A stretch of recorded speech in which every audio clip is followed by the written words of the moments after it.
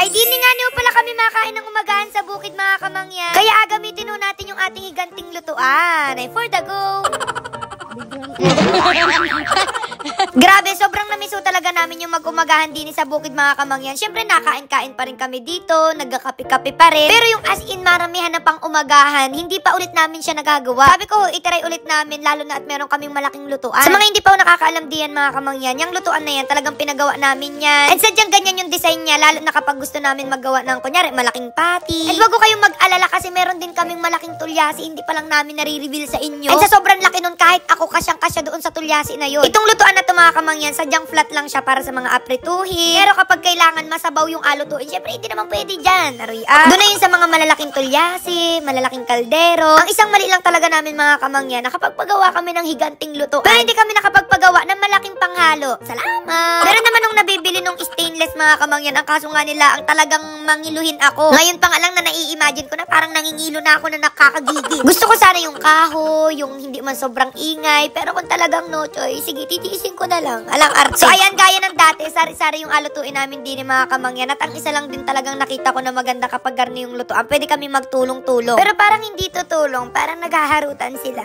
Alay, hindi. Pero yung mga kasamahan ko dito, parang ayaw tumulong, parang gusto na lang manood ng ganyan. Salamat! So din yung sa isang tabi, mga kamangyan, yung mga alagain, pinalaga ko na diyan kasi syempre hindi natin maiisabay dito. Sa totoo lang, pwede naman yung spray mo lang yung tubig. Pero dahil naninibago pa tayo sa lutuan na to, tsaga-tsaga na lang muna na ganito muna. So halos lahat ng mga paborito namin andito. Sa totoo lang, kulang pa nga niyan. Wala pa ng mga corned beef, yung ginisang bagoong, nako, tapos dun mo asaw-saw yung nilagang talong, nilagang okra, talbos, ay talaga namang for the go. So sari-sari talaga yung ulam namin ngayon, mga kamangyan, kasi syempre sulit-sulitin na namin are. Kasi kadalasan yung ulam laang namin, isang itlog lamang, gulay lamang, hindi man pwede yung ganyang sabay-sabay na pagkarami-rami, aba hindi. Kasi hindi naman tayo anak ng kontraktor. Ala, sobrang na-enjoy namin yung pagluluto namin din, mga kamangyan, kasi para lang talaga kami nagaluto-lutuan. Ikaw kapag normal na lutuan, mga kamangyan, yung normal na kawali, talagang mainit lahat yun. So ang ginawa namin dito, doon lang sa may gitna yung super init. Kaya yung mga luto na nalalagay-lagay na namin doon sa may tabi. Mainit pa rin siya, para siyang nasa oven. Halang arte. So yung mga luto na hindi pa namin inaalis, inalagay lang namin doon sa isang tabi para talagang ma-maintain yung pagkainit niya. Pero hindi naman siya yung to the point na masusunog na. Kasi magagaruti tayo ni Maring Lourdes. Salamat! Tapos di ka, mga kamangyan, aring higanting kawali na are. Pinakita ko na ito sa inyo nung nagluto kami ng ng mga sugpo. Grabe, alam nyo, sobrang dami agad nag-request sa amin ng mga alutuin dito na higanting burger daw, higanting lumpia, higanting shawarma, higanting toron. Basta mga kung ano-anong higante na para bang gusto nyo kaming pahirapan. Salamat! Tapos ayun nga, baka nagataka kayo, mga kamangyan, kung bakit kami nagpagawa ng garning higante ng lutuan. Kasi diga, mahilig talaga kami magluto ng mga higante-higante. Kaso nga nilamang, sobrang nahihirapan kami kasi maliliit yung mga tulyasi namin din. So yun nangyayari, hindi namin nagagawa yung mga gusto pa namin na higanting lutuin. Minsan fail. Minsan talagang namumroblema kami o kailangan namin gawa ng paraan para lang magawa yung gusto namin na maluto. Pero ngayon ako, kahit gaano pa kalakiyaan, talagang maluluto na namin din. Ang kaso nga nila, ako, mga kamangyan, kapag ako lang mag-isa, hindi man ako makakapagluto diyan. Kasi kunyari, akunin ko na yung kawali. Hindi ko naman yung kaya. Parang 2 hanggang 3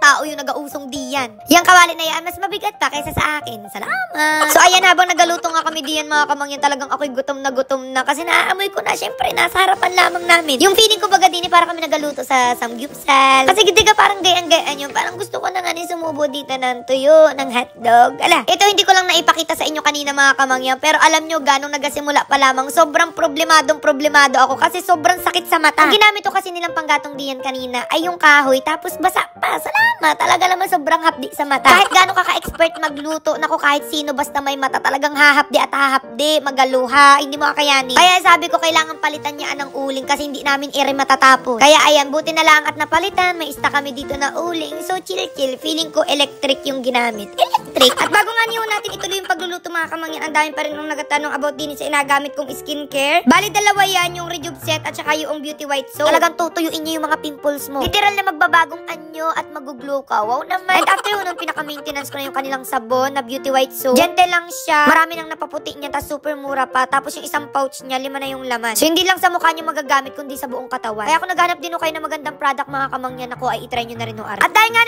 nagutom na rin kami mga kamangyan, sakto-sakto at naluto na rin ating umagahan. Ay for the go. So ayan, tingnan nyo naman yan mga kamangyan, overload na overload. Grabe yung feeling ko ngayon, parang may outing, may handaan na hindi ko maintindihan. Kasala na ba to? Wala hindi. Habang inaantay pa nga niyo namin yung iba diyan mga kamangyan, tingnan nyo naman at kami inip na diyan kasi talaga nakakagutom na. At dahil nga na okay naman na lahat ay mga kamangyan, abay, alam nyo na ho, kumuha na ako kayo ng bahaw diyan. Kami ho, isabayan nyo ng kumain din for the go. Bale, ang plano pala sana namin din mga kamangyan, alipat pa namin ang mga niluto namin o kaya iring higanting lutoan ay alagay namin doon sa lamesa. Ako nga niyo ay medyo mahirap yun kaya din nalaang ho kami. Supo nalaang ho kami din sa sahig. Ay malinis naman ho are, tapos ayan medyo naka-litaw-litaw are nga niyo higanting lutoan kasi nakaibabaw siya doon sa hollow block. Tapos natawa pa nga niyo ako din mga kamangyan, gawa ng aring mga pamangkin ko na pagbawalan kasi yan kumain ng mga pansit canton ganyan. Tapos nung ngayon sabi ko patikmin na kahit konti. Abay tingnan niyo naman at talagang inapakasulit-sulit. Taroy talagang maya-maya makukurot ko na to. Salamat. So ayun, grabe, sobrang nag-enjoy talaga kami din ni mga kamangyan. Kwentuhan, chismisan habang nakain. Parang dun kami mas mabubusog. Aray, hindi. Nasusunod do pala mga kamangyan, mas maalwa na yung pagkain namin din kasi magapagawa din kami na kainan ho namin din sa bahay kubo. Para mas madali na hong kumain. Doon nag-enjoy naman kami sa garne kasi para kami mga naga-picnic-picnic. Pero para rin may choice kapag gusto namin ng maayos na kainan, lalo na kapag may bisita. O ay di meron ho kami makakainan. For the go. So ayun, excited na ulit ako mga kamangyan na makabasa ng mga comment na gusto nyong lutuin din sa mahiganting lutuan. Lalo na ho ngayon at malapit na ang Pasko. So mag-suggest ho kayo diyan at alutuin ho namin din. So ayun na mga kamangyan, mamili pa na ako ng bibigyan ng gift. Basta i-follow nyo na ating page at share yung video. No? So hanggang dito na lang ang ating video at kami mag-enjoy pa din yung pagkain. Bye bye, love you. Huy!